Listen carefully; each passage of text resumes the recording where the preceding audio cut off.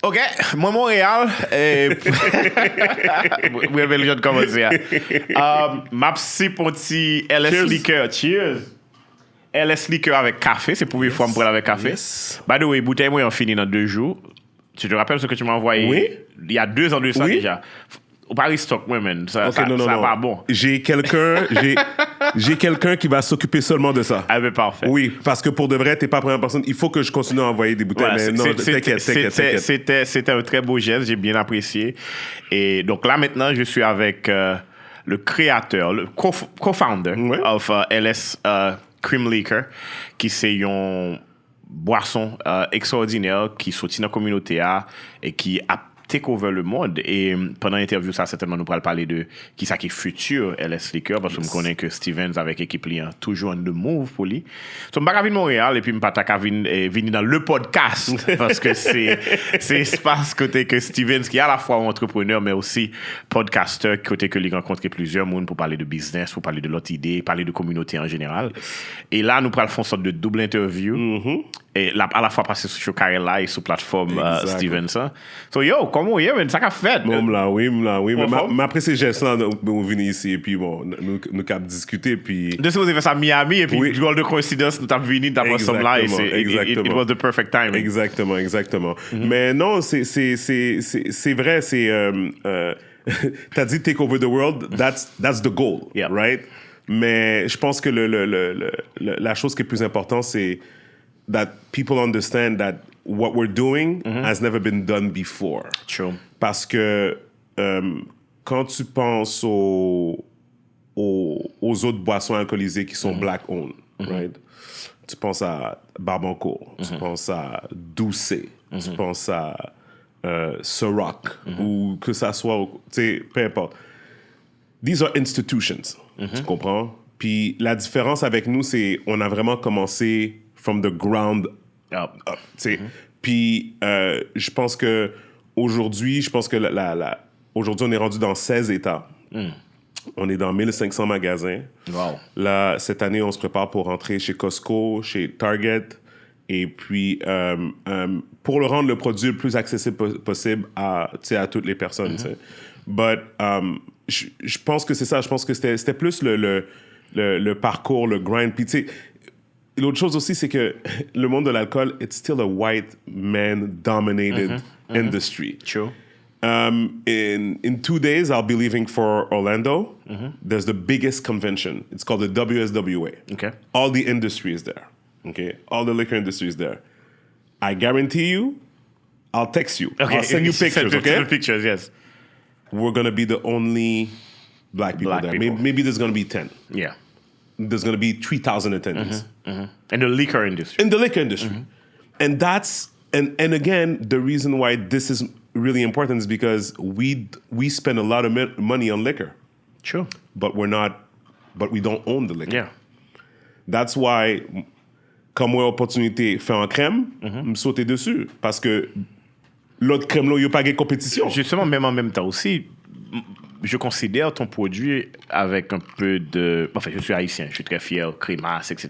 D'ailleurs, on me toujours dit c'est moi qui fait plus bon crémasse. Mais c'est un challenge aussi d'imposer la recette, l'histoire qui vient avec dans ce grand monde-là, justement dominé par des Blancs. Mais tu vois, au début, c'est ça qui nous donnait notre charme, right?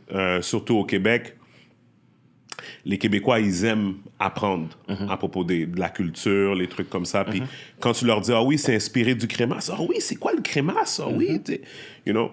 Mais aux États-Unis, it's a different kind of challenge, right? Les États-Unis, it's all about the money. Yeah. C'est how much money. How big is your brand? Yeah. Qui est-ce qui sont campés? Donc, mais on apprend à naviguer là-dedans et puis bon, les choses s'amènent pour on a réussi à avoir la distribution puis avoir un peu notre respect parce they see the grind, they see the sales are there too, tu sais. Yeah. So, surtout en Floride, Boston, New Jersey, New York, ça c'est nos marchés là comme nos châteaux forts, tu sais. Mais effectivement, c'est quand même un challenge parce que des fois, qu'est-ce qui arrive, c'est quand ils changent d'équipe, quand ils changent de manager, quand ils changent de tout ça. C'est toujours à recommencer et prove yourself, tu sais, comme et tout. Et puis souvent aussi, c'est tellement drôle. I was on a Zoom call. Et puis, dans le fond, on présentait... Une fois de temps en temps, le distributeur va te dire viens représenter ton produit à l'équipe, viens donner des updates, tout ça. Le gars avant moi, là, c'était un gars qui faisait du bourbon. Monsieur Gay, gros distillerie. Oh oui, my barrels are custom made out of oak imported from China or whatever, from Brazil. It cost us $25 million just to do this part of the thing and whatever. And it made me think so much like, who in our community can say that? Yeah. I mean, the first black person that I saw qui pourrait dire ça, c'est Fawn Weaver. Fawn Weaver avec Uncle Nearest. Est-ce que tu es au courant de Uncle Nearest? Oui. You know she invested in LS, right? Oh, yeah. She personally invested her money into LS Cream. That's a good thing. And right now, we're finishing. I'm hopeful when this comes out, it's going to be... Hopefully, we don't have to edit this part. Because I told you. The news you told me, yes. I told you. And I'm going to say it It's going to be a big press release. You're going to say it? Yes, I'm going to say it. Okay. I'm going to say it. We just closed a financing round that put the valuation of LS to $10 million. Thank Cheers you. to that, brother. Cheers. And we're after many years. It's like you just started. Yeah, but it's so. This is the thing, right? So, LS really started with an idea in December 2011, but we never really got off the ground until the last few years. Sure. When we started focusing on branching the US. out, exporting outside of Canada. Exactly. So it's when we started to be in the US that we saw the most, like growth. Here in Quebec, it's really complicated. Like to make money, it's really about volume. It's not really about like your cost and so forth. So it was more complicated. But in the States, it was more not easier, but you could leverage this. You can actually live off of this. So in the past 3 years, like we saw everything grow, and we really appreciate Fearless Fund to be able to to invest in me and my wife. Good, and you know what? And it's all black owned, and we're still majority owners. And Fearless Fund is a fund that specifically invests in black women. So if you have a black women founder within your core of your team, they will analyze your business, and if they agree with what you show on paper, they will invest. That's amazing. And they invest in a lot of black women, So imagine that. Like, this is something that we needed, But yeah, so, I mean, in that sense, like, we're lucky that me and my wife, we were able to meet them and, present them the product. They loved it, and the rest is history. It took some time, the legal stuff. Of course, we're finalizing the deal as we speak right now. But yeah, it's amazing. That's good. So now, take us back a little bit. Yep. Est-ce que vous souhaitez on est qui qu'on remet boîtier alcool ou et puis qui dit m'bral créer un boisson ou bien est-ce que vous êtes taffé à tête? C'est ça vous voulez Yes, because I would love to understand, because what I'm trying to say right now, what I'm trying to get out of these questions is just because there's a bunch of other Haitians qui ont business création, bien cap fait petit cocktail pour vendre and things like that. But très souvent, they consider it as a side also. Yes. Sometimes when you're just in a period, when you're going to create this with your wife, what was the mindset about it? Et puis, qui fait que justement, on dit, on 10 ans plus tard, on vaut $10 million. Yes. So take me to that process of like starting, and then killer ou dit, oh, maybe m'ka peut-être présenter une bouteille qui paraît très luxueux. Bon, j'ai fait une bouteille claire, and all those process to get here. Yeah. So I think the most important thing is the fact that we grew up as any Asian household with cremas all our lives. And one day, that's what I said. December 2011, I was actually at my wife's parents' house. We saw a bottle of cremas on the table, and I thought to myself, why do we always need to wait for the holidays to be able to drink cremas? True. We have cremas cravings for all year long. Yeah, of course. You know? So why can I just go to the store and purchase it?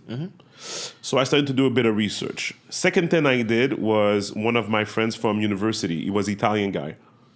Super close friend, Giancarlo, and he was celebrating his birthday at his house.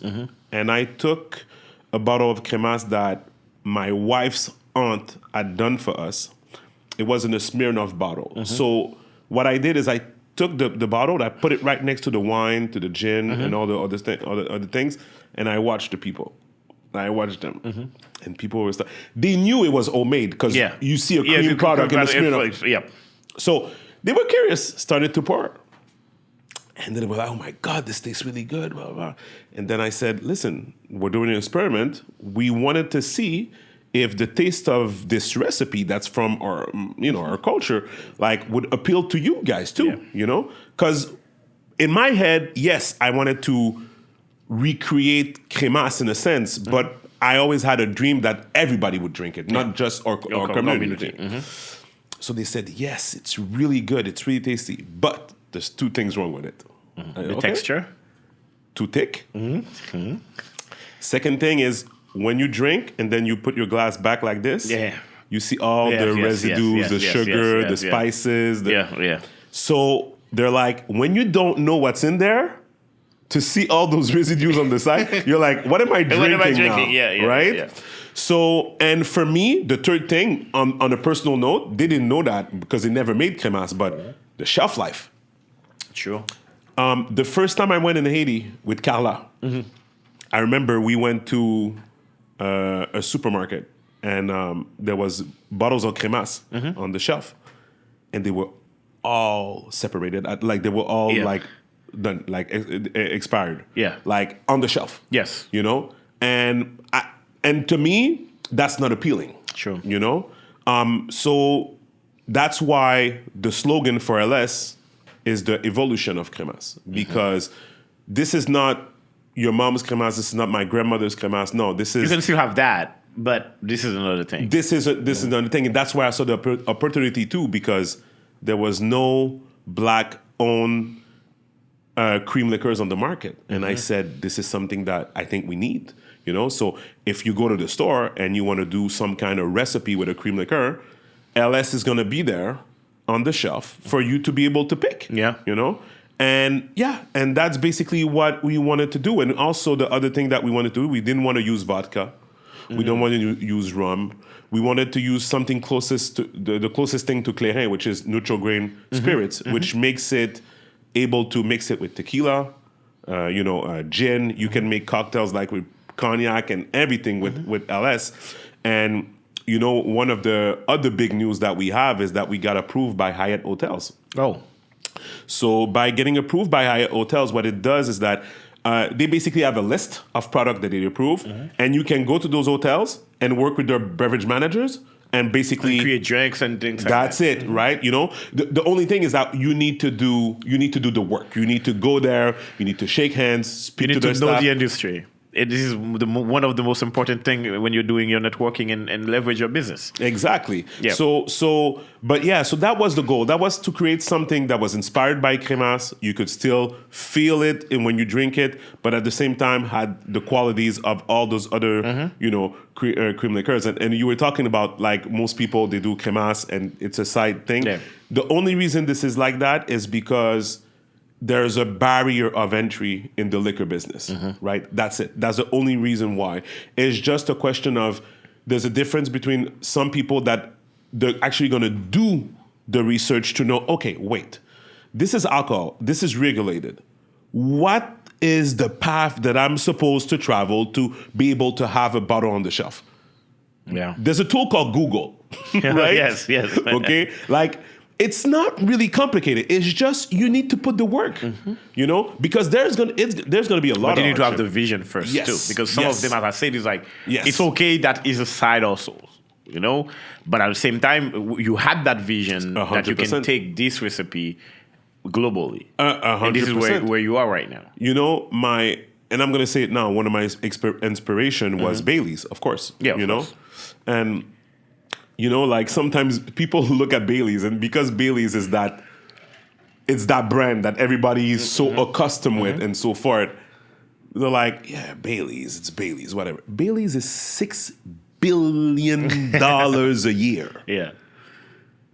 Sometimes people don't understand that Bailey's is one of the biggest brands in the world, you know? So and what I like about having a cream product is that, no, the taste is totally different from the other creams, of course, you know? So you can't say, oh yeah, it's the same or whatever. No. The texture might be similar. That's true. Like the fact that we did this product a little bit more liquid and whatever, inspired by Cremas, but at the end of the day, there's still, the taste is totally different.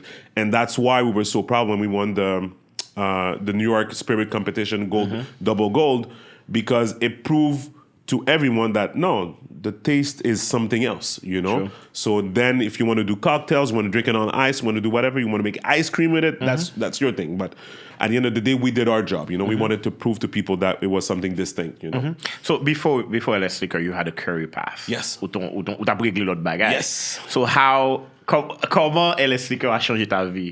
Professionnelle, en fait. Yeah. It cost me a lot of money.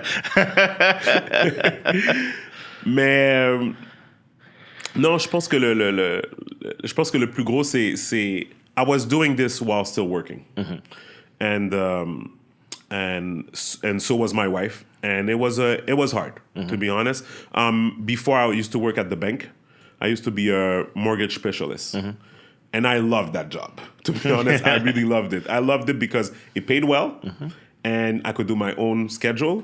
So for LS, it was the best because I could still travel, you know? But at the same time, you know, when you're paid by commission, if you don't put in the hours, you get nothing. So LS was taking more time, and I was working less at the bank. You know, it was hard. And all our savings went into like getting the mold for the bottle, securing the recipe, finding the bottling company. So all of those things mixed together, basically I just want to say my professional path led me to be able to have the finance to launch, but it was hard in the beginning. It was hard. Yes. Okay. You talk about like you have other investors. Yeah.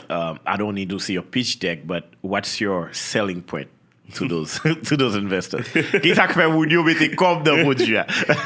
funny because Kenny Burns is one of my investors. I don't know if you know Kenny. Yeah, I don't. Okay, I'm not so familiar. I'll show you Kenny after. Kenny used to be okay,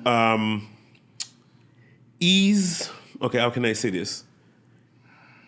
Kenny used to do parties around Jay-Z and Dame Dash. He was basically, when you go to this house, it's funny because I speak to Kenny every day, and I never asked him exactly what he was doing at that time. But all I could say is that he has all the pictures. He has all the plaques. Yeah. You know, he lives in Atlanta. He calls himself the lifestyle specialist. And he has the connections with all the celebrities and everything. And he tasted LS once, and he called me and Miriam, and he said, how do I get in? Wow. That's how it happened. So you're asking me, what's the pitch? The pitch is making people taste it, and people that understand. That's the pitch. Because at the end of the day, you could show the numbers, you could show whatever it is, but if the juice is not good, true.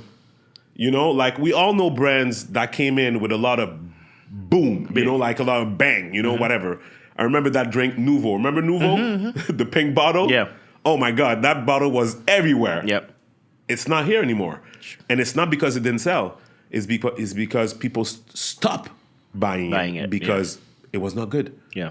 I remember drinking it for the first time in 2010, and I was like, what is that? What is like, it? why? Yeah. Like, oh, the bottle's nice. Yes, the bottle's nice.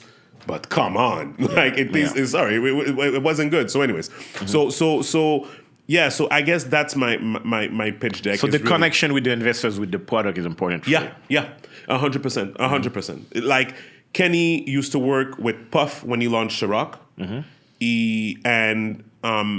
And he also invested in Uncle Nearest also.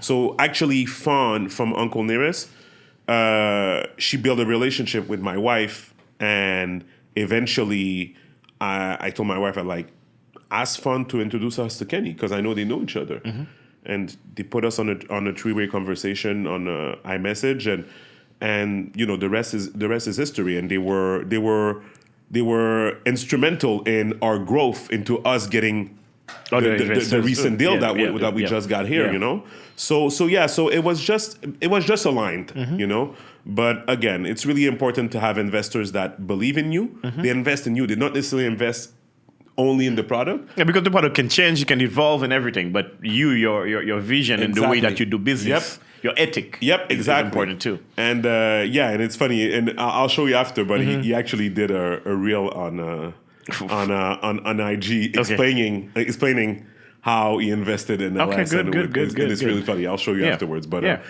so that's pretty much. All right, so let's talk about the community now. Yeah. It's a Haitian recipe. Yes. Everybody knows cremas. I remember when you started it, posting on Instagram. I was like, I want to taste that, because a lot of Haitians that I follow, especially in Montreal, took a lot of pride. Yeah. So, how do you feel? Peut-être c'est moi t'es well comme ça, but how do you feel that the community, your Haitian community, respond to the product at first, and maybe comparing like the first reactions to right now? Yeah, so I think at the beginning there was a bit of a miscommunication. I think that there was a big article that came out here in Montreal avec le journal La Presse. Sorry, and it said, big headline, La crémasse sur les tablettes. Yeah, I saw that. And I remember explaining to people, I do not control the headline, but I do control what I put on my website and what I put on my bottle. And I explained to people that my bottles are made, are all, you see that big white sticker on that bottle there? Yes. That's because of the SAQ here, right? Okay. If you you don't have that in the US. Exactly. If you peel that sticker, you would see the rest. You would see what the real bottle looks like in the US, right? Basically, what I'm saying, people, my bottles are made from the factory. There's no stickers on there. Yeah. And in the past, my first bottles were the same. It said right there, inspired by. Yeah. and you have the Haiti Amory on it. Yes, of course. But what I wanted to say is that we were never claiming to be my grandmother's crémasse, even though it's my grandmother's recipe of crémasse that we took to the lab that created LS. That is a fact, right? But I think that people, at the beginning, they were more expecting traditional crémasse and so forth. But with time, people understood, and I feel that it was, but we were always, there was always that part. I felt that the people that didn't support us at the beginning were never going to support us regardless. That's what I felt, because you could see two types of people sending us messages. Oh my God, I'm so proud. I tasted it. It tastes great. And you could see other people saying, yeah, my grandmother's crémasse is better than yours. I'm like, you're not competing with your I'm not competing with your grandmother. So it was just funny like that. But you know what? I think it's, in everything, it's funny because I was talking to one of my Italian friends and he was telling me that till this day his grandmother doesn't buy tomato sauce at the store. She makes it herself. Yeah. She thinks that it's not good. Of course. So am I going to judge somebody that says, oh, you inspired yourself from crémasse, but I don't like it, I'm going to make my own? I would never say anything. In my head, it's like, the other example I say is when you go to brunch, they offer you two types of orange juice. Tropicana or fresh pressed orange juice. Yes. Me personally, I prefer Tropicana. I love fresh pressed. Me personally, I prefer that. Yeah. If you like fresh pressed orange juice, hey, that's your thing. It's all good, no problem. But that's what it is. All right. So right now, you think that some of those people really understand and maybe give you the comment je peux dire, the green light to claim that is inspired by a Haitian recipe. But that's the thing, right? I think that our community sometimes we're stuck in our old ways, right? We don't want to grow in a sense, right? I remember some people telling me, "Oh, this is nice, but I don't get why you call it LS. Why didn't you call it Cremas?" But I'm like, "Oh, if you would start a beer, you would call it beer?" Yeah.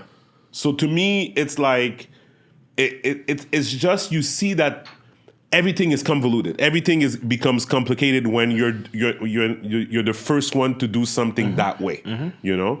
And I would never put Cremas on the front or whatever because I know. But I would tell the story 1,000 times, 1,000,000 times that yes, this comes from the heritage of Cremas. Of course, 1,000%. So it's still we can call it even a Haitian product. Of course. I'm Asian. My wife is Asian.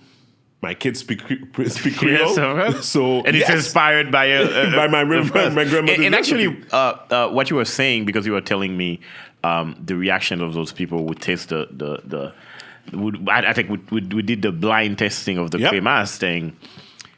There's no way que Cremas nous en janvier would be that successful si c'est comme ça que nous présentons. Yeah, because exactly. C'est pas comme ça que l'industrie a fonctionné. Exactly. Yeah. I mean, and again, I just want to let people know, like, my goal was always to have, like, you could have a homemade bottle of Cremas the same way that there was a bottle of Bailey's not too far from that homemade bottle of Cremas in every household. Yeah. Right? We want to replace that bottle of Bailey's by a bottle of LS. That was the mindset that we were in. Now, I think that what becomes more evident is that people are now getting more interested in new things, right? Now they look at the story now. And they look who endorse the product. Of course. You know? Because at the end of the day, like I said, Bailey's is one of the most successful brands in the world. We all bought it at least once in our lives. So I think it was only normal that my mind would work in that direction and say, you know what? I think we should have our own cream the same way we have Prestige, Barbancourt, and stuff like that. Like, if you think about an Asian cream, it should be LS. You know? Of course, that's it. And actually, talking about Prestige and Barbancourt, those brands as well had to change a little bit. Even the look or the presentation to fit the industry. Yes. Like, for example, Barbancourt just changed the new bottle just to be and exactly like the growth was fast because now they're gonna be in the UK, they're in France, you know, and people qui conservateurs. To make a joke, right? Someone tweeted, you know, Barbancourt has those lièges bouchons maintenant, et puis mon a dit comme ça que bon, Barbancourt, I'm sorry because longtemps on était qu'on dit l'homme gon petit grippe prend 2 bouchons Barbancourt, trop de bouchons, man. Tu aimes le bouchon. You can't do that anymore. You can't do that anymore. And also they went as far as saying, like, for example, est-ce que l'Ohio pral reconnaître nouveau bouteille Barbancourt ça? Yeah, but it's the culture. It's how we communicate. Yeah. But also, I do think it's just because they care about their heritage too. Yeah. And you probably justement, qu'on est un culture appropriation and those things, you parle que moun vend ça que you gagne qui cher à yo même mal. Mais je trouve ça triste quand même que dès que nous sortons avec un nouveau bail, bon, comme tu sorti avec LS au début, première fois que tu as annoncé ça, il dit non, ça c'est blanc qui en arrière ça. Ouais, c'est pas ici. Oh, non, non, c'est pas ici, c'est blanc qui en arrière ça. Il a pas utilisé Stevens pour les face pour produire là, mais pour de vrai c'est blanc qui en arrière. No, it was me and my dads. We can do big thing too. You know? So, but yeah. Comment produit a évolué over the years? You mean like the recipe? Everything, like the look, the recipe, and everything. We changed the logo. That's true. Yes, we did change the bottle. I mean, the form of the bottle is still the same. We did made an evolution on the logo. That was Kenny. That was Kenny's thing. Kenny wanted something more tribal, more, you know, modern, but like something, you know. And at the beginning, I didn't want to change the logo, but when we sat down and we started like talking with the graphic designers and stuff like that, like, and then we stopped on the LS like this, and we were like, yeah, I think it fits. It fits better on clothes too, on the promotional stuff. And yeah, I think it was just like it was time, you know, to have this evolution on on the logo. And yeah, but in terms of the recipe, it's still the same recipe, but really more. And also, the marketing is evolving also, right? It's not only like the product itself, but the way that we're branching out. Like, we want to be more recognized as a, how can I say this, like a lifestyle brand, you know? Like, we want to be in cool situations. We want to be, you know, we feel that creams don't do that, like the way that we're doing it. So just working like right now we're working with Canis and stuff like that. Like for me, she's the epitome of Asian evolution. You know, like she has a new song coming, and let me tell you that I know that. It's good. You know, okay. So yeah. So anyways, that's the way we. Now let's talk about where we get the fit in tout là. You came here and tell me I have to try it with coffee. Yes, it's really good. Yes. So now, qui différent et on pas besoin de gros mixologiste, but right top of your head. Yes. Qui différent mix qu'on a fait avec LS là qu'on try déjà et qui bon. Oh my God. So let me tell you. Bartenders and mixologists, I don't know how their mind works, but they do crazy things. In Atlanta, there's a restaurant called Polaris at the top of the Hyatt Regency. They do a peanut butter cup LS cream martini. Wow. And the way that they do it is awesome. Yeah. Like they bring the bottles all in front of your table and all the stuff. They put a chocolate paper on top of your martini glass. They burn it. What? I'm telling you, it's crazy. But that's more of the elaborate things, right? It's just an example. But you want a cool recipe? LS cream, Babanco Pongo, coconut rum, chili, chili grains, whatever there, chili powder, and you take your red chili, those red chili, you open it, you put it at the you put the grains there inside, you shake it. It's like a spicy LS cocoa. That's what we call it. Amazing. Yeah. Amazing. Espresso martinis. You can make them with LS. Also, the name is not appealing now, but the White Russian. Yeah, White Russian. So we do a whip White Russian, which is basically instead of putting the coffee inside the recipe, you put I forgot how it's called, but it's when you whip coffee with those little things, it becomes like a mousse, and you put it on top, right? I forgot the term, but anyways, all the recipes are on our website, by the way. All the recipes I'm saying on creamls.com. So do you create recipes and propose to bars, or you like people just come up with those recipes? Those recipes, I work with specific people to make those recipes, but. Yeah, we basically borrow recipes from the people from different establishments, whatever. But we have our core recipes. The spicy LS cocoa is one of my friends that did it in Quebec. Oh, nice. In Quebec City. Yuri, he worked on that for a while, like to come up with that recipe. It's amazing. Till this day, I'm telling you, it's crazy. When someone visits your website, you mention also like giving back to the community. And I want to tap into that. Qui ça LS fait justement to really give back to the community, especially people living in Haiti? So in the past few years, we've been working with Hope for Haiti. For us, it's been really eye-opening to see what they've been able to do. For us, it was really important to vet them before partnering with them. They were transparent. Like, they opened all their books. They're saying, no, listen, this is how we spend the money that we receive.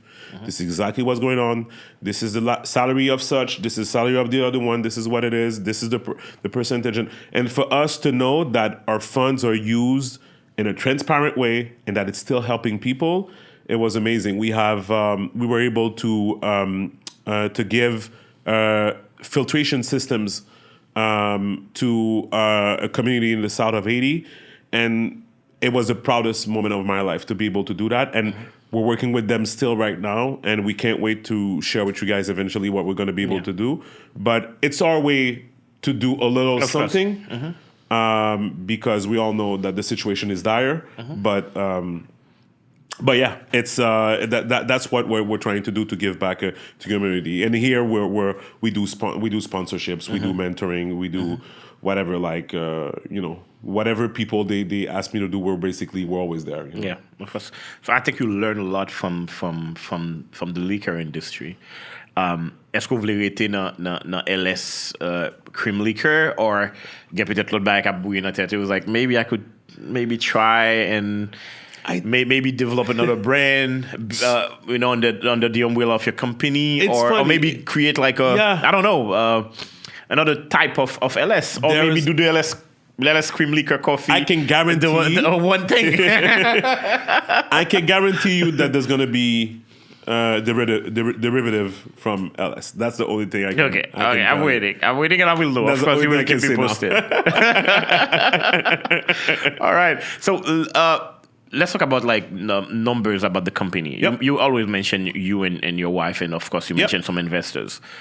Qui ça qui fait qui grosse compagnie in terms of like human resources and things like that? So there's we have full-time, we have 5 full-time employees, right?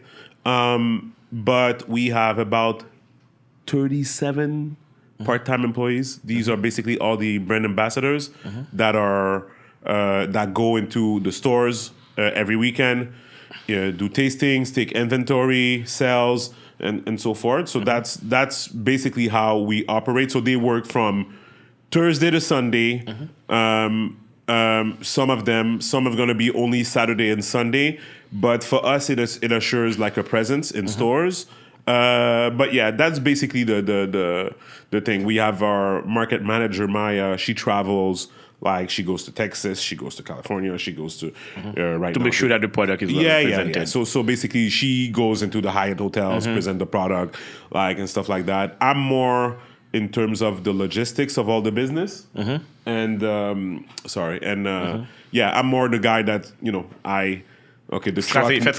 Yeah. The truck is arriving at that time, so we need to make sure that the bottles arrive that time to mix with the cream and the bottling and all that stuff. And my wife is all sales. She just sells. Bien content de mentionner wife, because the next question t'as supposé par rapport à lui, mais maybe it's personal.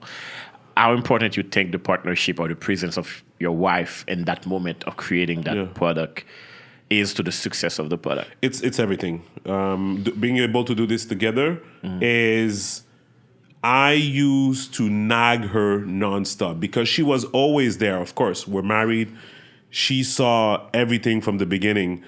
But the title of co-founder comes with a responsibility that I wanted her to take pride in. And yes, we had to pay the bills. Yes, she was still working. And her job was a hard job, and she traveled a lot for that job. She used to work for Cirque du Soleil. Oh. Yes. And thank God for the pandemic. Okay. Because that pandemic forced her to do a choice. Okay. And I told her, the day you're going to get full-time into LS, sky is going to be the limit. And that's what happened. That's exactly what happened. Because I'm a lot of things, but I'm not like, it's not that I'm self-deprecating. It's just like, I know my limits. I know what I'm good at, And what I'm good at is the vision, it's the marketing plan, it's all those things. But the execution, like, she has that over me in a sense, right? It's not that I can't do it. It's not that. It's just there's some people, they have that it factor, right? She complete you and go beyond of whatever you could have done. Exactly. Because at the end of the day, you can't deny what had been done before she got full-time into the business. You can never deny that. Yeah. But she takes it to another level, That's good, man. That's good. So how... Qui côté moun y a joine LS Liquor? Because I remember you always have that question on your Instagram. Qui côté a joine li en Haiti? And also, like, I know, like, you work with some other Haitian local businesses across Canada and the US. So tell us. Yeah, so right now, LS is available in about 1,500 locations across the US. So what you do is you go on creamls.com, and there's a store locator there. So if you put in your address, it's going to tell you the closest store that you can get it. In stores, we're in Michigan, New York, New Jersey, Connecticut, Massachusetts, DC, Maryland, Georgia, Florida, Texas, and California, Missouri, North Carolina. I think I'm missing one. Yeah, everywhere. What about Haiti?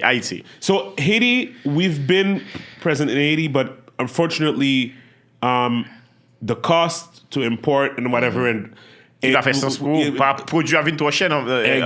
Exactly. So we're waiting to get back. But once we feel that we have the right partners there to be able to, support the product there. It's gonna be like our pleasure to be back in Haiti. But for now, with the whole situation also, we wanted to focus on the States, really. Ma vie tourner par rapport à ça que ma vie parler créole dans ça après vous répondre en créole tout. L'autre a commencé à parler de c'est pas un business qui gagne black là-dedans. Donc ça veut dire si le pas gagne black définitivement très loin communauté à tout. Ça veut dire ou pas tant qu'on dans convention et ça et puis pour croiser ou haïtien pareil et qui parle parler créole avec ou. But at the same time, peut-être un pile monde pas entrer là-dedans because you pearl.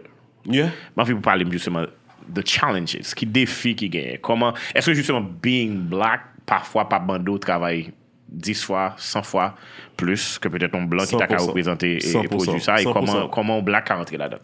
Ça moi dans le business ça c'est que yo permettez moun raciste dans figure. Yo y a fait joke, y a fait commentaire, vous comprenez et puis c'est un business qui est très discriminatoire. Yo cab parler d'un produit et puis dire ça produit ça c'est pour le monde noir, ça produit ça c'est pour telle catégorie de monde. Et puis même si on va répéter, m'a donner un exemple. Donc illégal pour ou vendre produit ou vendre un alcool directement dans le magasin. C'est obligé de passer par distributeur. OK? Et puis avec distributeur, ou supposé aller sur route avec. Donc nous envoyons un email et puis nous dit OK, nous disponible telle date, est-ce que vous pouvez aller sur route là pour aller ouvrir l'autre magasin, more accounts, blablabla. OK. Je prends rendez-vous. Bon, c'était Myriam qui était allée. Il est allé. Il a emmené Myriam dans le ghetto. Wow. Juste dans place qui liquor store qui pas bon même. Yo pas parce que c'est comme si même si communauté noire États-Unis fait un bon évolution, OK, depuis un certain nombre de temps, more disposable income et tout bail ça, yo pas ouais ça ou même. Pour même en personne noire, c'est normal qu'il la magasine dans bail qui tout dit. C'est ça que le public parle. Et très disrespectful. Yeah. Et puis, moi-même, t'es saisi. Et puis, me parler, monsieur. Me dit, monsieur, écoutez, pas emmener Myriam dans place qui ghetto, emmener-lui dans place qui belle. Oui. Et puis, comme de fait, quand il a quitté, produit à vendre. Parce que c'est le monde qui a l'argent qui a acheté des produits comme ça. Ou pas qu'à aller dans une place qui justement, à pas acheter petit flacon d'alcool à $1 et puis tout ça. Non, ça n'a pas fait sens. C'est pas public ou mais le fait que vous noir, vous pensez que c'est ça que c'est ça, exactement. C'est ça. C'est ça. Non, mais c'est ça, c'est juste un exemple. Et puis après ça, c'est tout. Vous connaissez, c'est un bail qui est très hypocrite. Ce business là, c'est un business qui est très hypocrite. C'est mon yo fait ha et puis après ça, yo pas coupé ou yo fait exprès. Et puis c'est ça. Mais c'est juste, il n'est pas vraiment différent que société là en général. C'est juste que dans business ça, il est plus flagrant parce que nous pas à l'ail vraiment. Vous comprenez? Nous commencer parce que juste comme tu dis, fun avec Uncle Nearest, ça l'a fait. Nous pas jamais en personne noire qui a fait ça dans les États-Unis. Ils construit en bail, ils construit distillerie in Shelbyville. Comme $60 millions, gros terrain, hectares, whatever.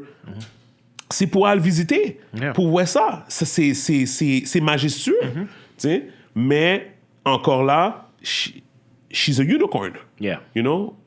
Nous besoin plus de personnes. Mais oui. Pour nous créer plus force, c'est là que nous-mêmes nous voulons faire. Exactement. Et puis, bon, demandez combien de compagnies de distribution qui black owned dans les États-Unis. Quoi, get tout? Deux. Wow. Et puis ça, c'est le cheval de bataille, là. Parce qu'il faut qu'on ait un distributeur. Tu sais, comme si, imaginez ça, si un distributeur pas les produits, ou pas qu'à vendre. Donc, bref. Et si vous êtes marié avec couleur pot, ou même si le produit est bon, ou mourir net. Exactement. Oh, it's crazy. No, it's totally crazy. And again, we're never going to let that stop us. Mais c'est tough. That's good. Yo, Steven, tu t'es parlé toute journée, yes. Mais boisson fini. Yes. Regarde en bas là, moi café me pas ouais. Non mais laisse-la là. Laisse-la là, n'a pas le gérer. Oui, prends, vas-y, prends. N'a pas le gérer pour nous faire un dernier cette question dans l'interview ça. Côté glace ça. Glace là, Ouais, moi petit moment ça. Vraiment organique. Glace là fini. Glace a fini? Oh non, attends, est-ce que vous avez glace ici? T'as supposé qu'il y ait glace? Oh non, il est devenu. Alex, pas qu'il y ait une glace? Non, pas de glace. Non, pas de glace. Juste pas qu'à prendre une glace pour nous? All right. Je vais tourner sous question de te poser tout à l'heure. En fait, continuer sous question de te poser tout à l'heure, because I was going to ask, because gain pile parole sur l'entrepreneuriat. Moi-même, le moi, of course, un pilote de gros entrepreneurs et de Haitian background dans la communauté, mais moi, ouais, tout des petits jeunes qui a fait Mamba, qui a fait des cocktails en Haïti, qui a fait des crémations, tout, etc. Qui sont à dire un jeune comme ça, qui peut-être pour regarder l'interview ça, et puis qui lui-même pas penser, pour pas jamais penser que il était qu'à changer un concept, donc on peut inspirer de quel que soit le cas qui est côté et créer un produit qui vaut 10 millions de dollars as business. C'est pour première chose, c'est persévérance, entouré de bonnes personnes, pas peur de demander conseil. Et puis non, c'est ça, c'est vraiment ça. Pas peur foncer, pas peur, pas peur tomber, tu sais. Même tomber plusieurs fois. Et puis, mais non, c'est persévérance vraiment aussi. Hein. C'est vraiment ça. Et puis aussi, pas penser ou pas réinventer la roue. Hein. Des exemples, pile bail m'a fait avec LS que m'a just emulate l'autre bagaille qui fait déjà. Ou bien expérience travail. Exactement, exact. Mais des fois, quand on est compagnie, bon, pour donner un exemple, chaque État a une loi, vous comprenez?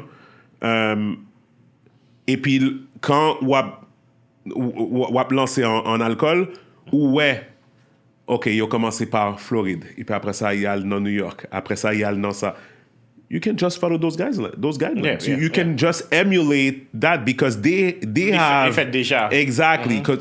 Et puis c'est comme ça, mais juste become a student of the game, you know?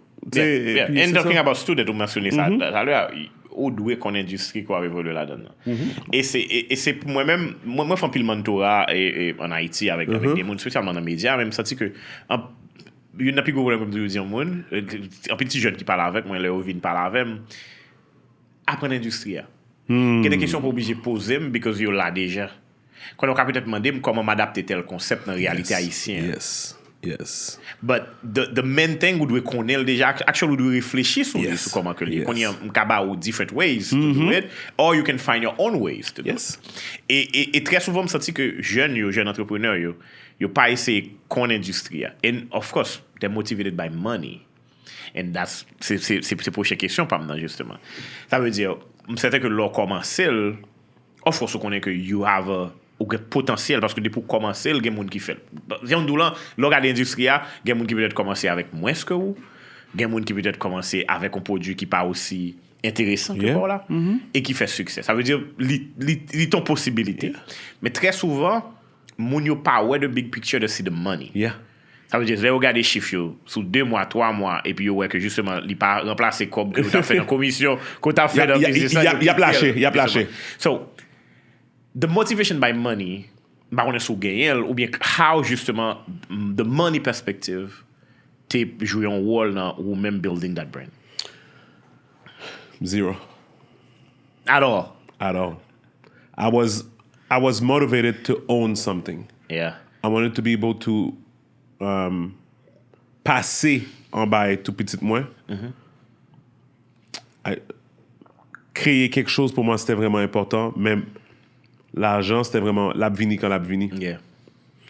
Même tu sais me faire blague me dépenser toutes savings moi dans ça whatever. Même honnêtement même pas réfléchi.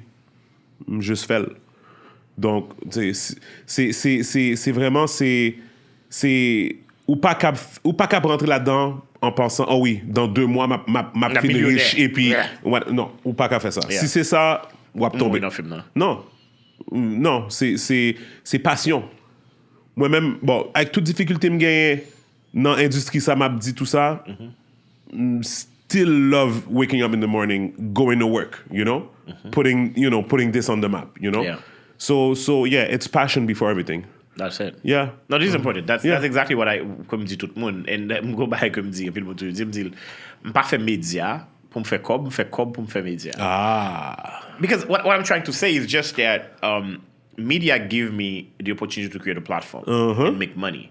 So the content that I'm producing, you're pas motivé par l'argent. Because I found the money already to produce any type of content that I want. Yes. And of course, with monetizing and everything, l'argent vient avec content. Yes. But the main goal was not like, qui ça m'a créé là, fait comme. C'est plutôt, qui ça m'a fait comme moi pour créer un bagage qui fait sens. Exactement. Oui, 100%. And for me, c'est en Haïti, bon, of course, je comprends une situation, tout, son pays pauvre.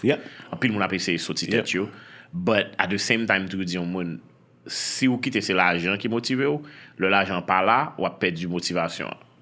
Et puis l'argent là tout, ou a peut-être trop excité et pour pas focus on your craft. Exactly. Yeah, because what they give you can be taken away. Of course, just yeah. So you need to not take that into granted. Non,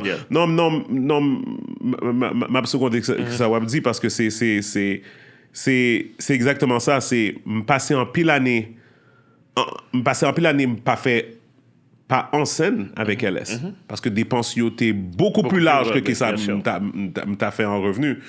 Mais encore là, t'es connais que t'es quelque chose dedans. Premièrement, parce que t'es well, mais aussi parce que il y a l'autre monde dans l'industrie qui t'a dit this is a good thing. Just take your time, you know, and like you need... continue de travailler sur lui. Parce que l'autre bail là tout, c'est pas comme si ou pas fait comme pour pas travailler sur lui. Exactly. Faut qu'on était consistant. Exactly. Pour aller arriver côté qu'on peut arriver. Exactly.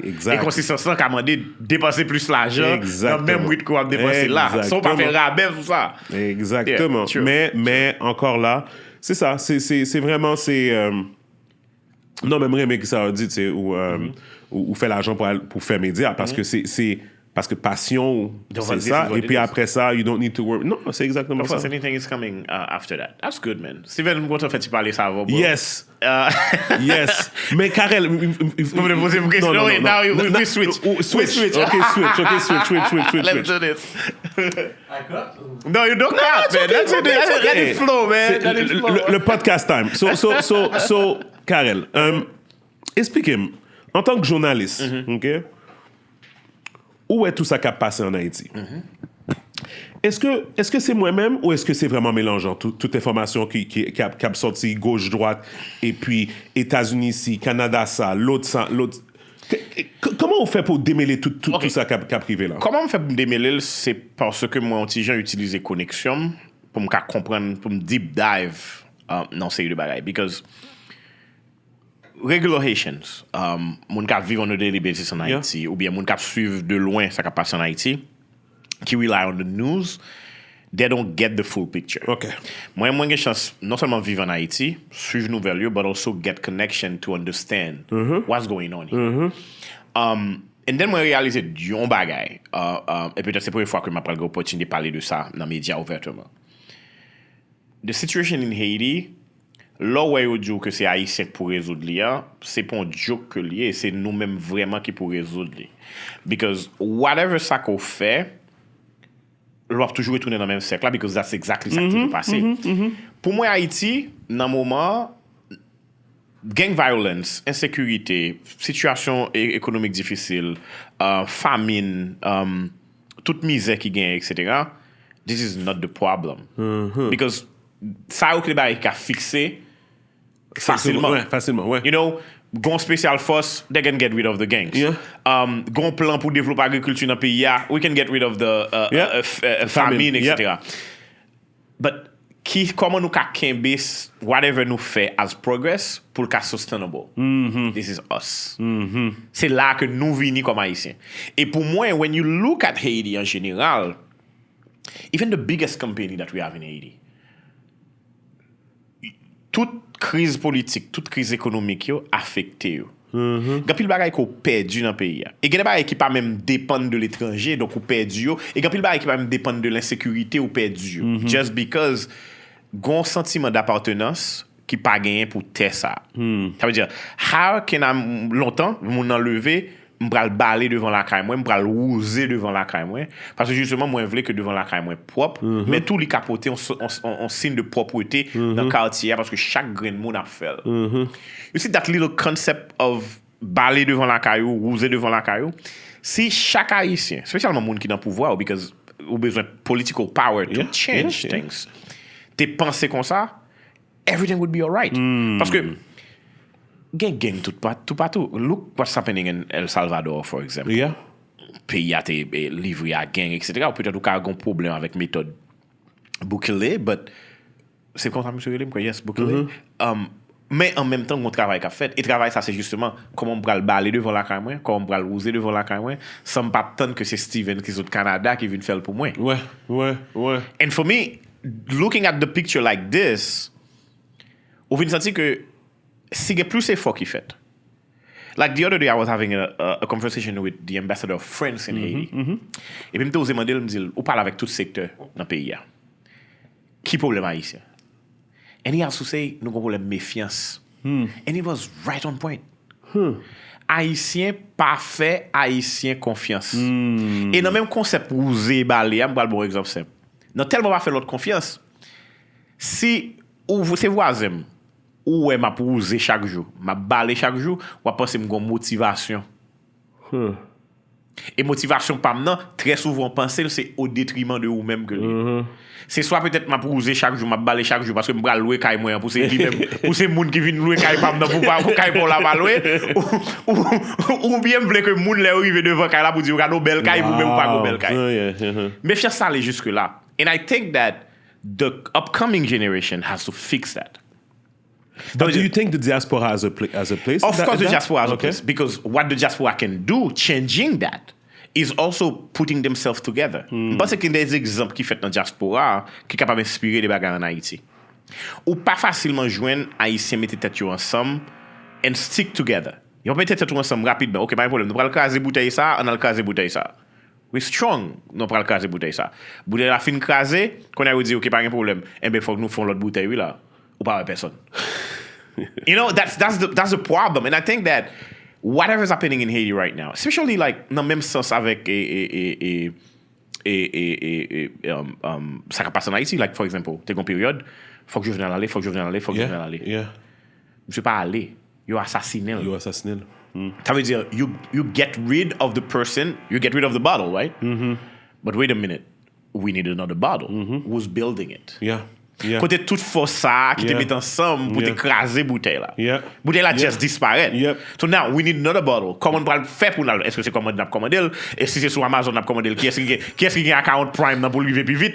You know those things. It's basic pour moi. And pour moi, diaspora lui-même qu'on y a can offer because diaspora has the skills, they have the experience, but at the same time they don't have the Haitian perspective. Yeah. You know, mais non Haïti là, of course, si c'est pas moi guido pour me dire, yo, pas faire route ça ou whatever, ou perdu. So, ou besoin Haïtien quand même qui peut aider. So, for me, it's like, you come with the knowledge, you come with the skills, et pour travailler avec des gens en Haïti. But also, les gens en Haïti, ils ont un propre travail pour faire, because si vous pas préparé terre, whatever sont plantés là-dedans, li pas marché. Donc pour moi, une conversation qui doit être faite en Haïti sur comment justement the younger generation can learn how to trust each other and also come up with good intentions towards each other so we can build something qui a arrêté. Because toute histoire, nous, c'est ça. Nous élus un président, demain matin, nous dit parce que nous pas fait confiance. Parce que nous pensons que la volé. Ou bien président, ça lui-même, il nomme des gens que peut-être il nomme comme ministre qui pour faire travail là. Il pas fait président confiance, il a profité manger l'argent. And also, trust in the future of the country. What I'm saying is just that, en plus, le monde qui a volé, c'est parce que vous pensez que that's the only opportunity that they have to make money. So, stealing is wrong.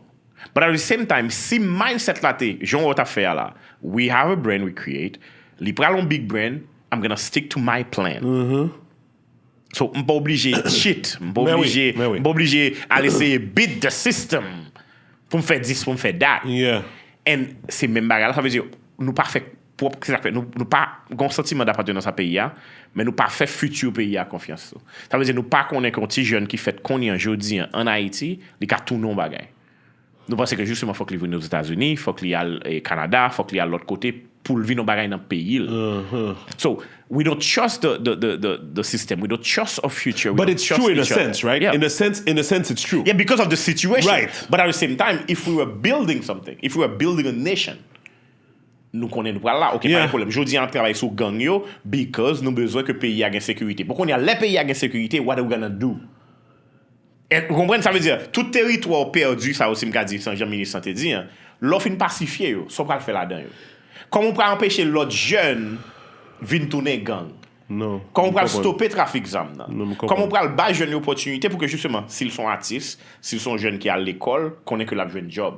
Comment on est capable de créer opportunité pour que peut-être maybe on est capable de créer masse en Haïti, il pas LS non because the market is pretty slow, pretty small.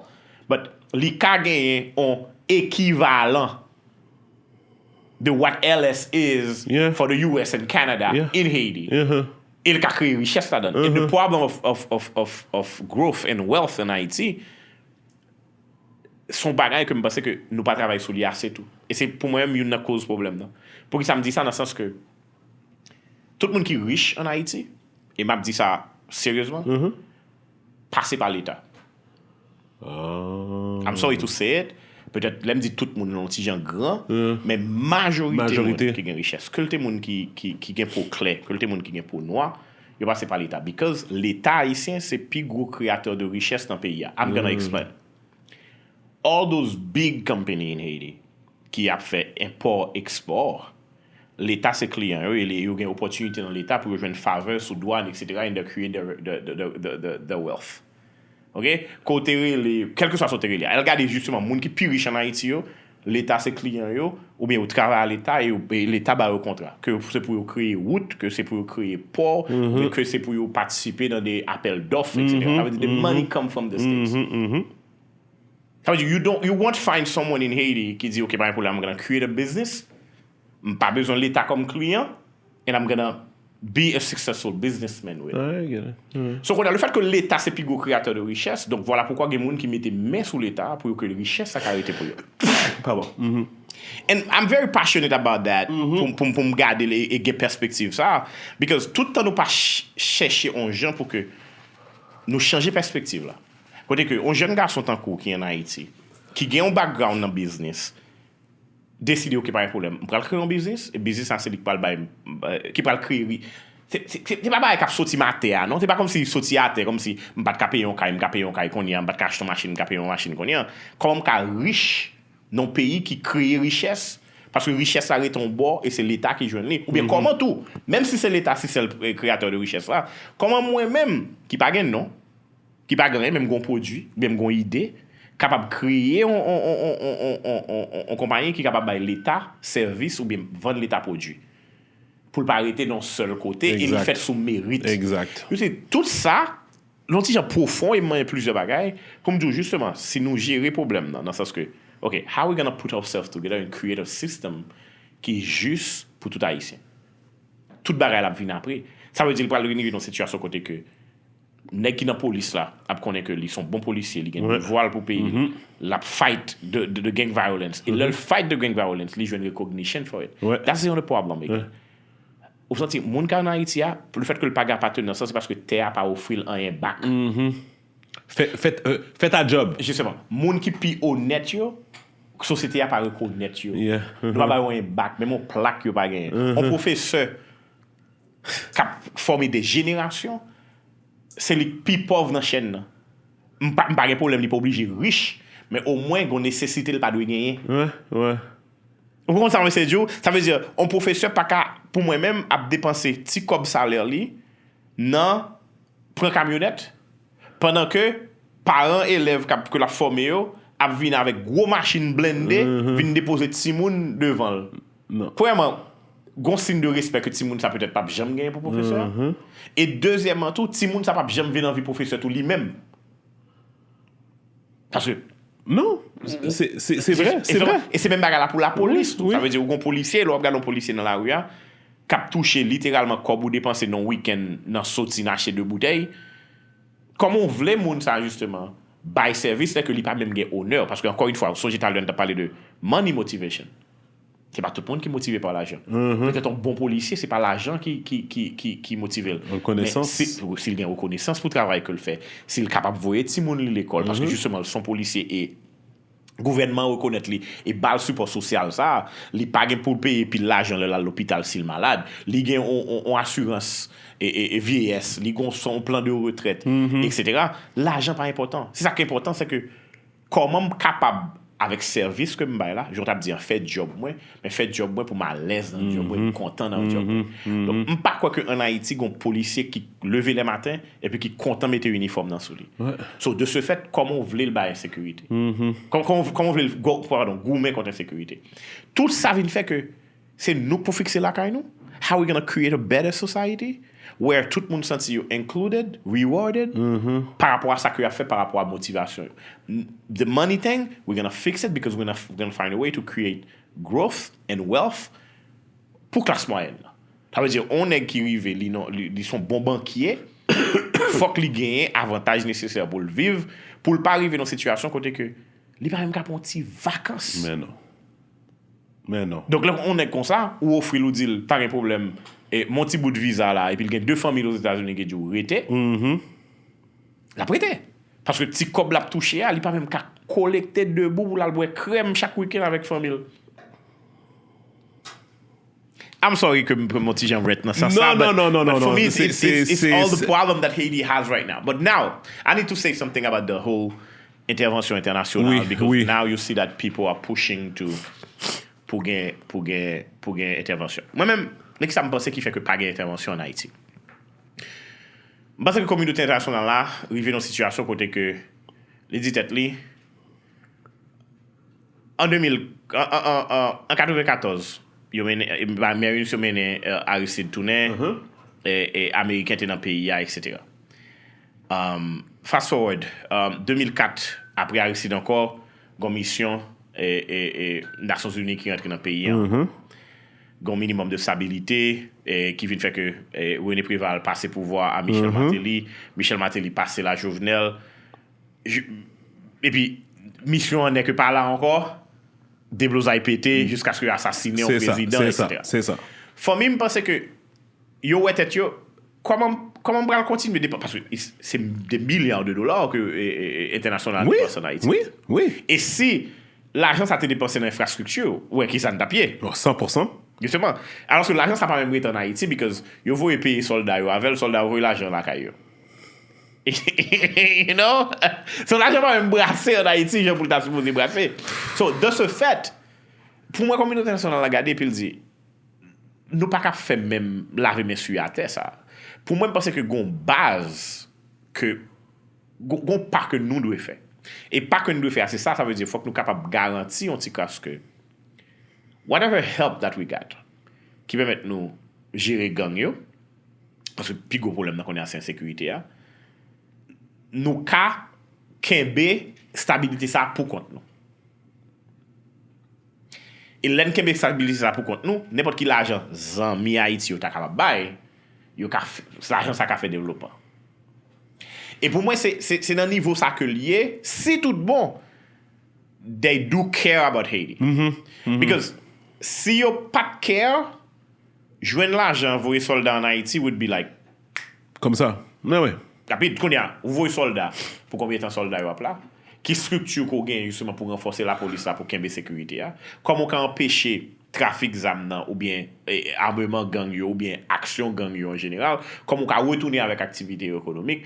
This is our work to do. Ça c'est devoir, that's our homework. But at the same time, ou dans une situation côté que ou gagne un président, enfin, ou gagne un roi, c'est celle qui a tout pouvoir dans le pays, qui pas montré qu'on a un plan ça. Ça, M. Djou, il voulait faire élection honnête et démocratique. There's no way qu'on a fait élection honnête et démocratique dans cette situation ça. But pour moi also, it's like, put everybody together. My problem in Haiti is like, ou pas senti qu'il y a une pièce qui a leadership, qui a relé tout le monde et puis il vient chita. No one. Que le communauté internationale, que le leader local. No one has that power. Because of course, méfiance. Bon n'a pas dit, si c'est Steven qui relève, Steven pral frapper l'estomac, c'est lui qui mette moun. M'pas bay Steven crédit, ça m'pas vini. Et non seulement m'pas vini, m'pral encourager plusieurs autres moun encore pour yo pas mettre pied. Et puis justement créer un big mess et puis qui ça passé, c'est moun qui a mouru chaque jour, femme qui a violé chaque jour, c'est moun qui pas à l'école, situation économique là qui a empiré, moun qui a quitté pays en masse tout le temps et tout monde qui a quitté en masse c'est des cas extraordinaires. Moi ouais des notes qui sortent des institutions qui dit moun si wa parti faire nous connaît parce que justement faut qu'on kaba un préavis pour au moins l'institution continue à fonctionner. Donc it's a big mess. It's a huge mess. It's a huge mess. Comment OK. Et nous avons fait beaucoup sur ça pour faire le tour mais est-ce que me comprendre qui ça va dire que c'est responsabilité nous et puis tout ça responsabilité peuple haïtien mais est-ce que l'ICAP fait sans vraiment l'aide internationale possible moi je dis pour qui ça le possible parce que at the end of the day man feeling que me pas voulais continuer sentir en Haïti c'est que pas seulement vivre en Haïti c'est que le fait que me un minimum de privilèges je prends un avion, je viens là, car aux États-Unis, je vais n'importe quel pays dans le monde. Là. Je ne suis pas cœur de monde qui n'a pas fait ça. Et pour moi, c'est ça qui toujours arrivé dans la politique.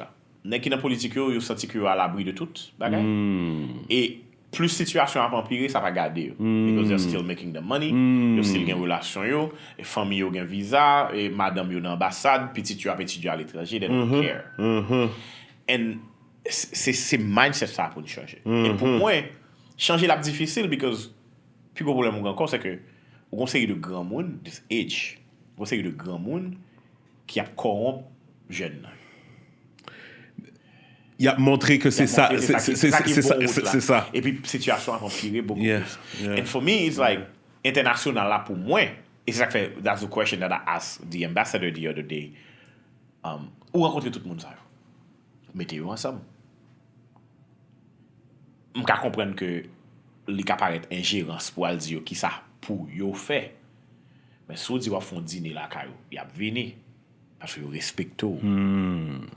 Donc si on dit ambassadeur français a décidé de faire dîner là il peut éviter tout acteur. And as a matter of fact, moi habituel dans fête et 4 juillet dans la ambassadeur américain. Every time tu toujours gain opposition là, mais président là tout le monde là, yo pas forcément obligé de parler une l'autre mais dans le même espace. So just imaginez que ou menez dans le même espace et pas parler de faire gros pression pour faire mes barrières pour dire si nous pas parler, si nous pas parler pour bagaille. But at the same time find a way pour dire hey, what's going on here? Commencer une conversation. En parler. Comme si qui ça qui empêche de parler, parce que qui ça qui passé?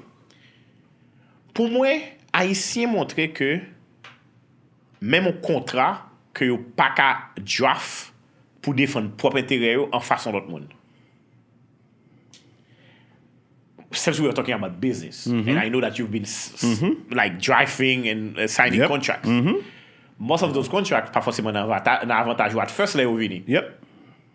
Ou font contre proposition de contrat, nous négocier, li prend le temps qu'il faut But at the end of the day, si c'est concession pour faire ou faire, si c'est concession pour l'autre partie à faire, and then we move forward for the sake of the business. Yes. C'est là que nous arriver à Haïti. Ça veut dire qui ça? Tout le monde doit aimer pays. Mais sur aimer pays, draft un contrat pour parler avec les gens qu'on pensait qui parlent aimer pays for us to find a common ground. Qui ça vous voulez international à venir? OK, moi-même, je ne pas international à venir. OK, pas un problème. Est-ce qu'on a pas qu'à jouer dans support dans l'international là? Même si son bagage temporaire et qui ça support ça qu'assembler pour résoudre tel problème. Après support ça, qui ça ne va le faire? Taxe que, on le bagage encore. Pas un coup de marteau que l'État a tiré dans le pays. Pas un bloc qui a monté. But at the same time, taxe a collecté. Qui ça l'État fait avec l'argent? What we gonna do with the money of the states? Comment nous pourrons justement suspendre, enrichir poche moun et gérer opportunité pour nous créer infrastructure? Ça, c'est une conversation pour gagner. Il faut que différents secteurs capables de chiter ensemble pour faire. Parce que, vous sentez haïtien, ils cherchent toutes les raisons pour le diviser, pas entendre avec un monde, que le jeune conversation pour nous dire, OK, pas de problème.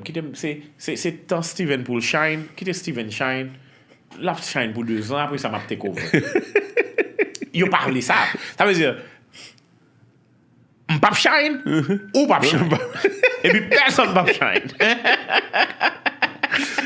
Oh my God. C'est pas tant qu'on ne peut dire, OK, pas un problème. Par exemple, je suppose qu'il y a des deals qu'on fait avec des distributeurs. It's not the best deal for you. No.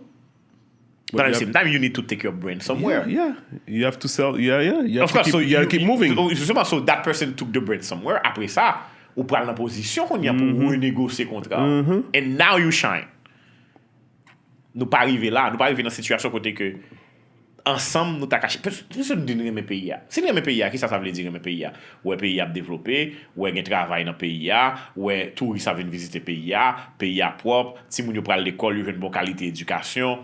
Et puis tout business a évolué. Ouais. Créer pouvoir d'achat, créer richesse. Ça c'est une formule simple.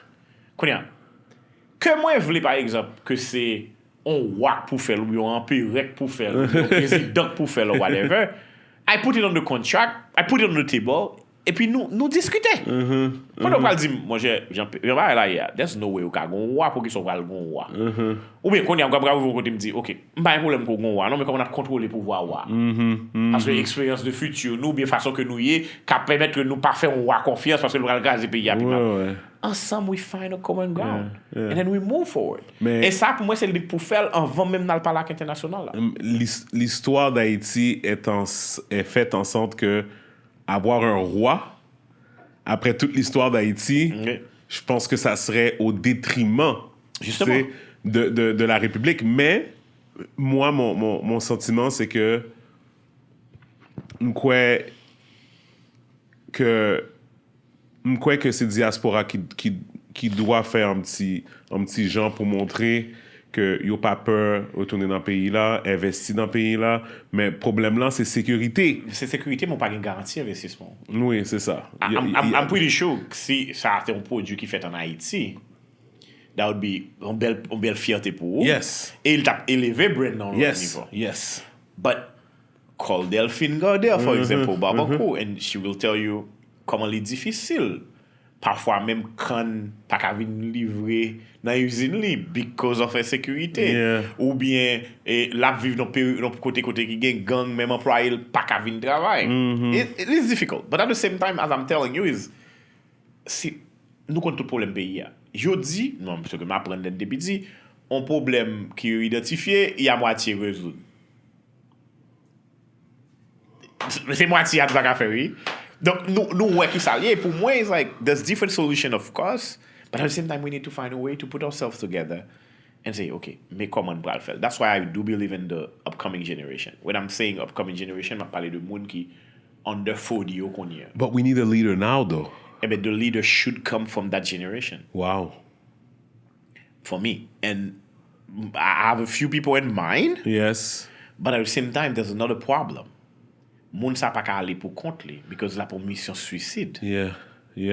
Li besoin justement l'autre young mind. And of course, moun qui pi grand ou qui gagne expérience. Mais also qui comprennent que nous pas réussi si nous pas mettre tête nous ensemble. Tu as imaginé en 1803 après cérémonie bois caïman et puis qu'on est qui dit bon moi même tout le temps baguer manchette m'a bal goumé non provide manchette yo pour me gaver une goumé et puis qu'on est qui dit mais non mais nous ka goumé avec bout de bois nous ka goumé à wash nous ka goumé à lambine ka fait toute qualité bagaille et puis nous fait mais qu'on y a si nèg qui comprennent parce que on bail pour nèg comprendre que pile monde qui t'a goumé dans révolution haïtienne nan qui était gen des so-called soldats français.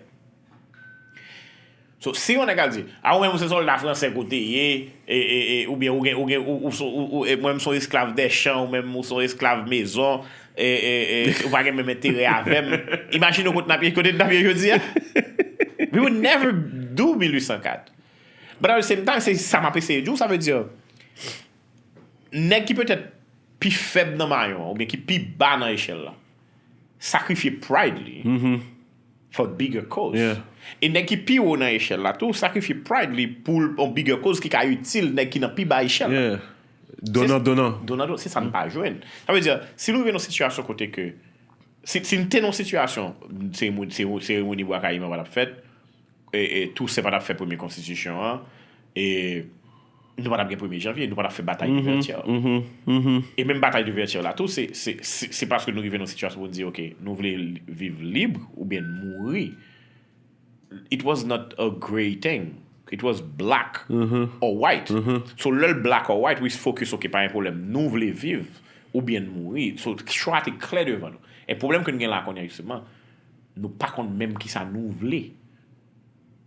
Ça veut dire, même mourir en Haïtien en Haïti que la mourir, c'est pas choix.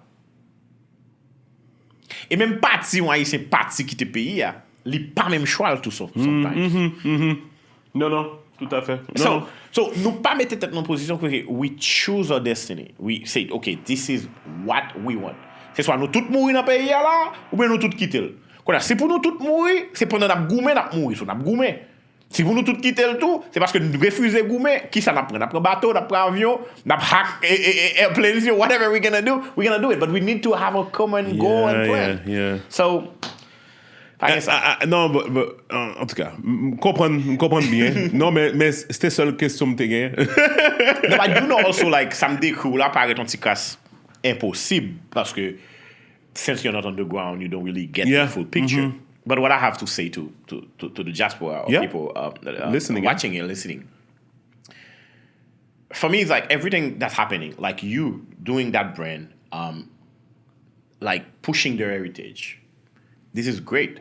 What we need, of course, you need the community behind that too. Yep.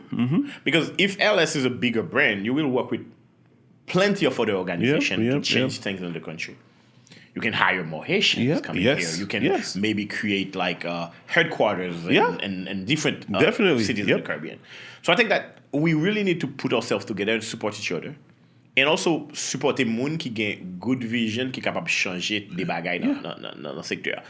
But politiquement parlant, that's a problem that we always have too. It's like, pour moi, je pense que in the next elections, diaspora doit être très crucial parce que, of course, il n'y a pas qu'à voter ou bien il n'y a pas qu'à candidat. But at the same time, find someone with a vision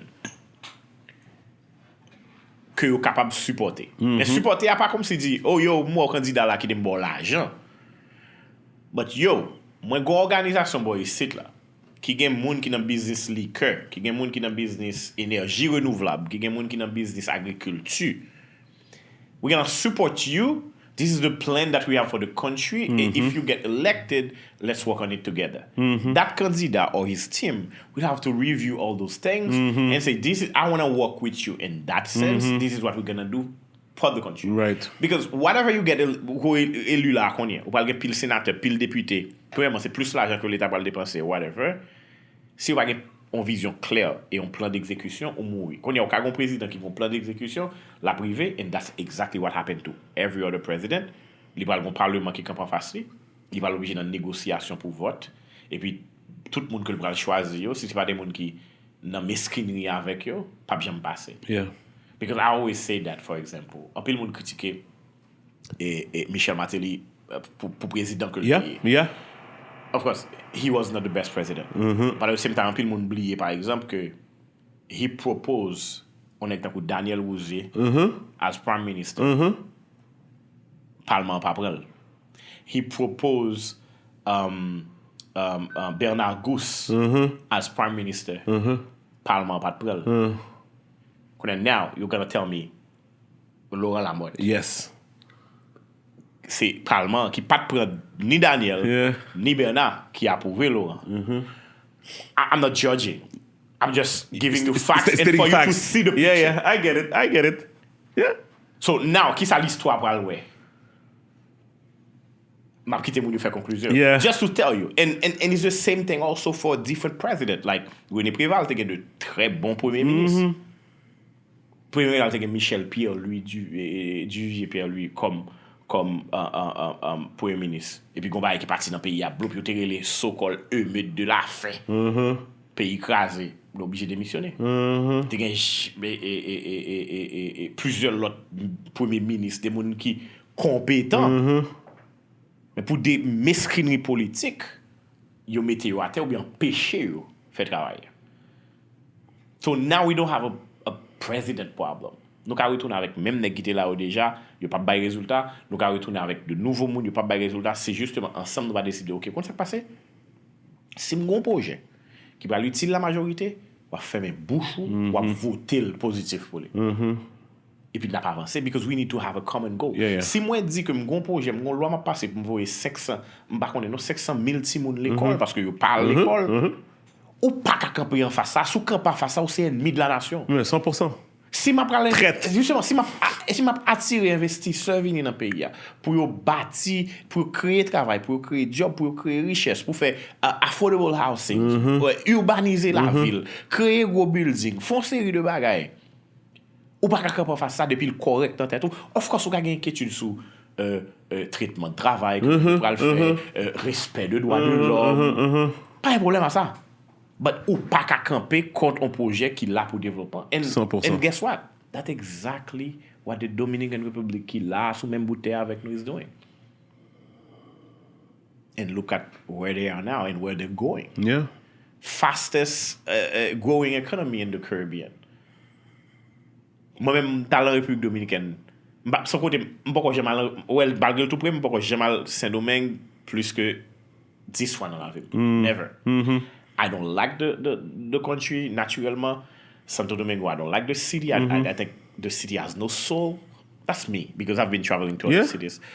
But, je me souviens très bien, when I went in 2010, and when I me allé récemment. Ouais, totalement changé. Ça veut dire on décennie. Ouais. Et puis nous-mêmes c'est même bagarre là. On décennie Haïti était plus ou moins et puis qu'on est Haïti just invivable. So what we gonna do? Encore une fois, c'est communauté internationale maybe qui fait des investissements en République dominicaine, mais qui ça République dominicaine fait? République dominicaine offre stabilité, offre garantie. Because wherever you have to take that brand and create more, it would be best if you come to Haiti. For different reasons. Probably Haitian. For different reasons. It could be cheap labor. It could be like tax-free, tax deduction-free, whatever, about incentive. But we need to have something qui peut dire nous tête, justement, in those deals. On a souffert qu'on y a, peut-être qui dans l'État a fait moins scope. Mais, peuple là, si moun qui leve yo, a bien un plus bon avenir et yo ka joindre plus d'opportunités dans sa faire. Faire le bien pour la nation. Voilà. Bon, Carel. My brother. Merci beaucoup. Listen, guys, I hope you enjoyed this. This was a joint event. But n'a pas gardé contact et puis n'a pas gardé force et puis bien m'attend une nouvelle là et lancer finalement we can share it and celebrate with you, man. Yes, thank you so much guys, encore une fois merci beaucoup. Carel, merci à toi et puis on se voit la prochaine fois. Peace. Merci Alex. Merci Lou. Merci Alex, MVP. All right. Good. Yo, n't'a qu'à parler encore pendant encore un bon 2 heures de temps là. Yeah, we had a lot to say.